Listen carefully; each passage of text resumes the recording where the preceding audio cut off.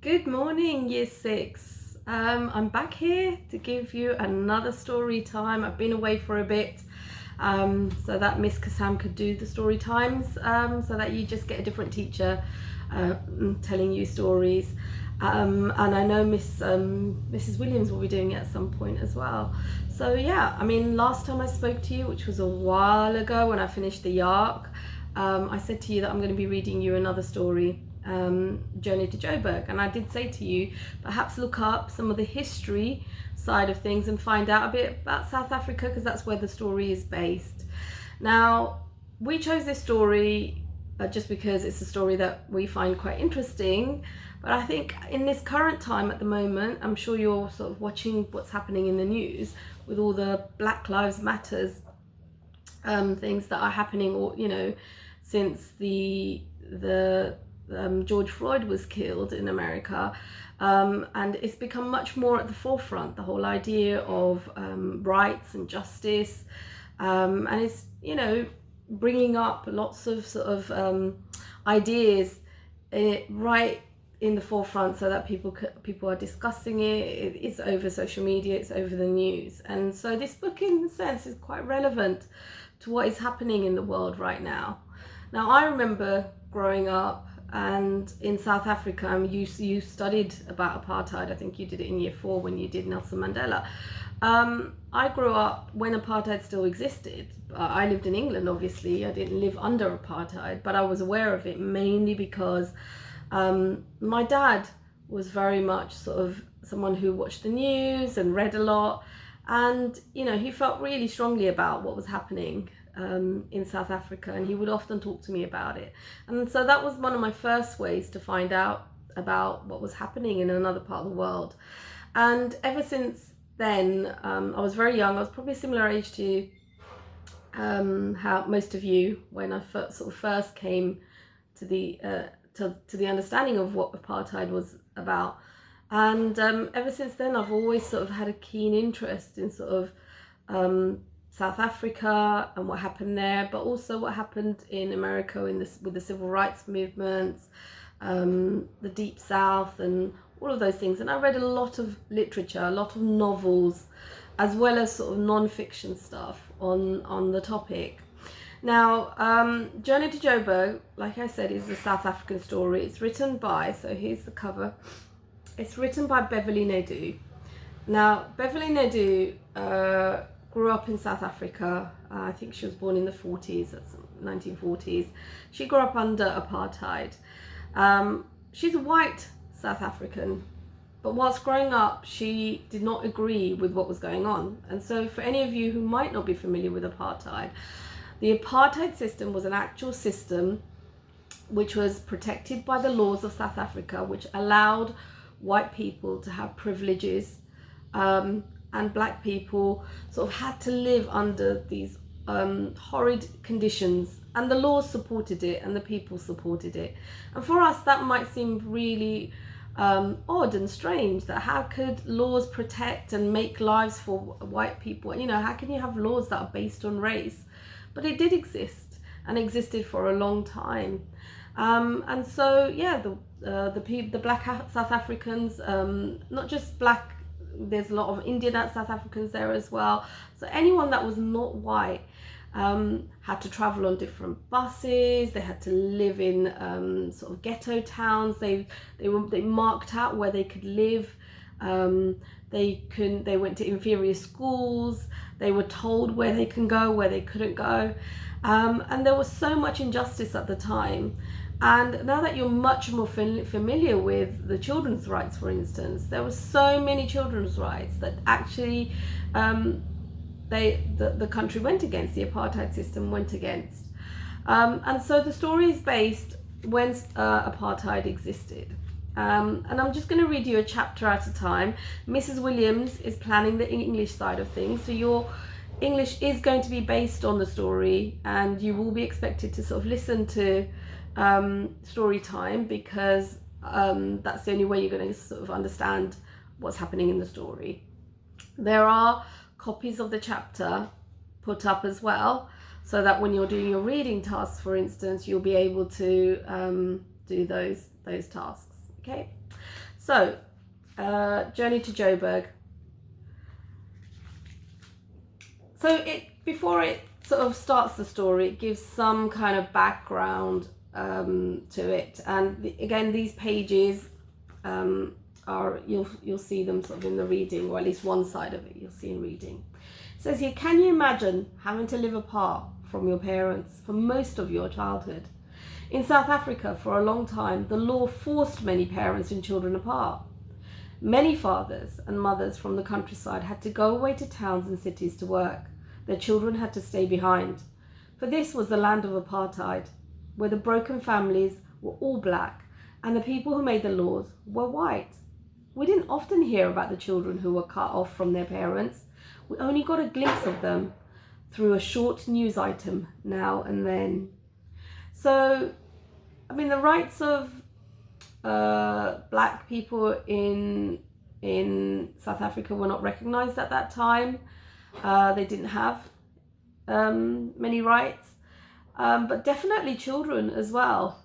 And, you know, just from reading that extract, you could probably think of a number of rights that this goes against in terms of children's rights at that time.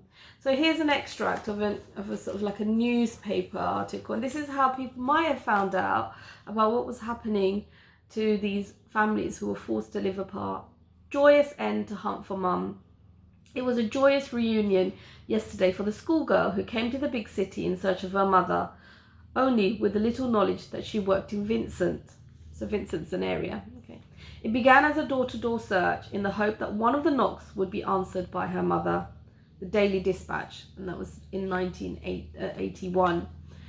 And so can you imagine a child coming, a schoolgirl like yourself, coming to a city, if you didn't live in a city, looking for your mother and going door to door to try and find her? I mean, it just sounds horrendous, doesn't it? It just sounds awful. Another report told of a boy who had always lived with his mother until he was caught up in a police raid and taken hundreds of miles away. Boy of 11 attempted 1,289 kilometer walk. Now think about how long 1 kilometer is. Okay, so if you're thinking about a kilometer, about that much, then think about how much 100 kilometers is, and then think about how much 1,000 kilometers might be that he's having to then walk. An 11-year-old boy who tried walking from Umtata in Transkei to Cape Town to be with his mother was reunited with her yesterday. The boy said he was born in Cape Town. Umtata was a strange place to him. Asked why he wanted to walk back, he said simply, "My mother was in Cape Town and I wanted to be with her." And again, this is in the newspaper, the Cape Times, 1981. It's got the exact date of those things. I mean, I think for many of us, it's just impossible to try and imagine this scenario where you're away from your loved ones, from your parents, the people that are there that are supposed to be in your lives every day, the people that I guess we take for granted, don't we, in this country, because we've never been really placed in a situation where we've been forced to sort of live away and never see them. Not even know where they work, and then having to then go and travel and find them. It must have been, I mean, these children are extremely brave, but it must have been very scary for them to have to do that. And there must have been a great need for them to have to do that. Right. In April 1994, for the first time ever, South Africans of all backgrounds were able to vote for a new parliament. Nelson Mandela became the president. He had been locked in jail for 27 years because he had fought against apartheid and racism. He wanted a country where black and white would be equal. It will take a long time to repair the damage of apartheid. Journey to Joburg may help you understand why, but many people have planted their hopes like seeds, and now they need to work hard at helping them grow. Unfortunately, racism still exists in the world, as you can see. We're quite lucky, we're fortunate we live in a country where the laws protect us and are not based on our race, for instance. But racist incidents exist, and racism does exist in the world, in every community. So it's just something that, you know, we need to be aware of just in our lives. Right, so I'm going to start the story. Just to say, by the way, that this book was actually banned in South Africa. It's not controversial by any nature. From when I read it, you'll see. It was banned because it highlighted the injustices that were going on. And so it was banned all the way until after, I think, Nelson Mandela came out. I'm not sure. I read something about it a while back. Right, so there's a picture here. You can see. You can have a look at that picture. That's the image. Okay. And you can see that there's someone there, and there's two children, and they're holding a younger child. Okay. Right. Naledi's pan. Naledi and Tiro were worried. Their baby sister Dino was ill, very ill, for 3 days now. Nono, their granny, had been trying to cool her fever with damp cloths placed on her little head and body. So, if we have a look here, so this must be grandmother, and then you've got Naledi and Tiro, okay? And that's their baby sister Dino, and she's very ill at the moment. So she must have fever, and the grandmother's trying to cool her down.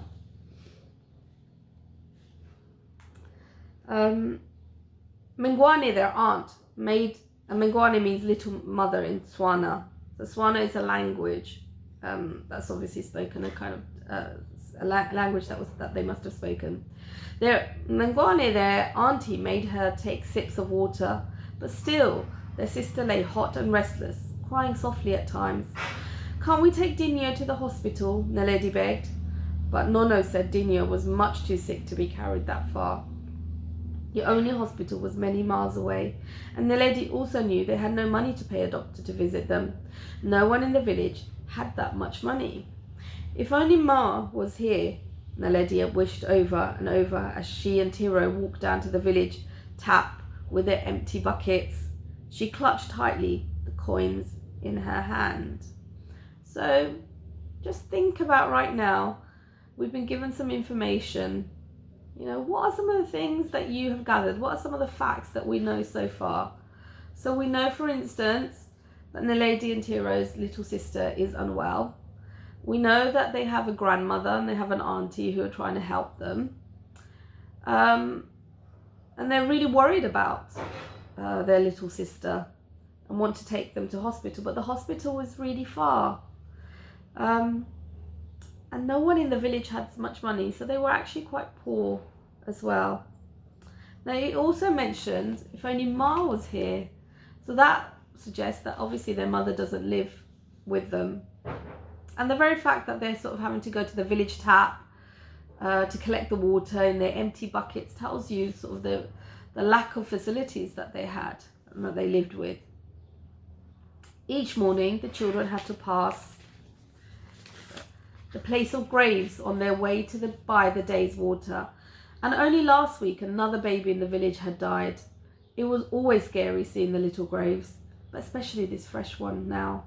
As they came nearer, Naledi fixed her eyes on the ground ahead, trying not to look, trying not to think, but it was no use. She just couldn't stop herself thinking of her own little sister being lowered into a hole in the ground. So she was obviously very concerned, you know, because there were already children dying, and she just didn't want her own sister sort of dying from being ill and not getting the right support. Finally, Naledi could stand it no longer. When they had returned with the water, she called Tiro to the back of the house and spoke bluntly. "We must get Ma, or Dino's going to die." "But how?" Tiro was bewildered. Their mother worked and lived in Johannesburg, more than 300 kilometers away. Now think about that, 300 kilometers. Those of you who are in Miss Kasam's math group, you could work that out. You know how to convert from kilometers to miles. Perhaps you can work out how many miles that is. 300 kilometers is really, really far. We can get to the big road and walk, Naledi replied calmly. It was the school holidays now, but in term time it took the children more than an hour to walk to school each day, so they were used to walking. Now, you can probably not imagine what it's like. Imagine walking to school every single day for an hour and then walking back for an hour. And I know my dad, when he sort of grew up in Bangladesh, he had to do something, very similar. It was very normal for people to travel far to go to school. He used to travel really far. It used to take him a long time. And I remember when he used to talk about the rainy season, for instance, they would often have to go on the boat when the paddy fields become full of water. So normally they'd walk through the fields and cut across it because that was just the quickest way to get there. But it was still very far. So they would walk there. I mean, it's the equivalent of sort of us walking to North London, for instance, every day for our school and then walking back. They used to walk really far. And so children, Naledi school was no different. It was a school that was really far for them to go, which tells you obviously that there weren't many schools in the areas where black people lived. So Naledi wasn't going to let herself think how much longer it would take to get to Johannesburg. However, Tiro was not so sure. But Nono doesn't want us to worry, Ma, and I know she won't let us go. That's just it, Naledi retorted quickly. Nono Mangwane keeps saying Dinyo will be better soon. You heard them talking last night. They said they don't want to send Ma a telegram and frighten her. But what if they wait and it's too late? So in those days, they wouldn't have had access to phones. There was no internet. There were no mobile phones. There wasn't even what we would call the landline phones, which many of you may have in your homes. You had to send telegrams. And so maybe you could look up what a telegram was. And that was the only way to communicate. And so they were relying on the adults to try and do it. Tiro thought for a moment. Can't we send Ma a telegram? How can we if we haven't the money? And if we borrow some, Nono will hear about it and be very cross with us. It was clear that Naledi had made up her mind, and Tiro knew his sister. She was 4 years older than him, already 13, and once she had decided something, that was that. So Tiro gave up reasoning. So you're already getting a sense of the two characters, okay, what they're like, and we can see Naledi's very strong and determined. The children went to find Naledi's friend, Palong, and explained. Palong was very surprised but agreed to help. She would tell Nono once the children had gone, and she also promised to help their granny bringing the water and doing the other jobs.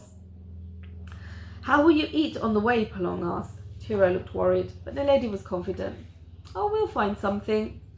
Palong told them to wait and ran into her house, returning soon with a couple of sweet potatoes and a bottle of water. The children thanked her. She was indeed a good friend. Before they could go, Naledi had to get the last letter Ma had sent, so they would know where to look for her in the big city. Slipping into the house, Naledi took the letter quietly from the tin without Nono or Mangwane noticing. Both were busy with Dinyo as Naledi slipped out again. So that's the end of chapter 1. And actually, I don't remember if I told you the name of the chapter. Chapters do have names. Naledi's plan. So that was the first chapter, Naledi's plan.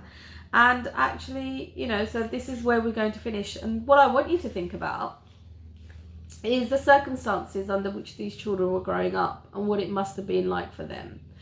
And why they were so determined to travel so far to find their mother.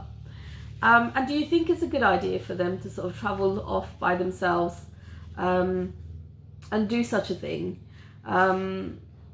What might be some of the things that would worry you about young children doing something like that? Okay, right, so I will read you the next extract of the story. So we're going to do a chapter a day.